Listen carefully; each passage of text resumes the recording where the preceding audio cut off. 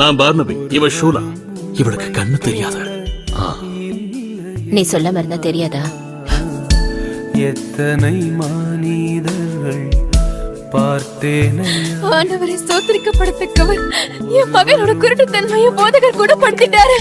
இல்லையா, நீரின்றி வாழ்வையில் உணர்ந்தேனையா. என்ன பாரு, நான் உங்களை சந்திச்ச முதல் நாள்ல இருந்து நீயும் பர்னபியும் ரொம்ப தயையோட அன்பாவும் இருக்கீங்க. உன்னால ஒரு அற்புதத்தை காண முடியலன்னாலும் உன் நம்பிக்கை ரொம்ப வலுவா இருக்கு.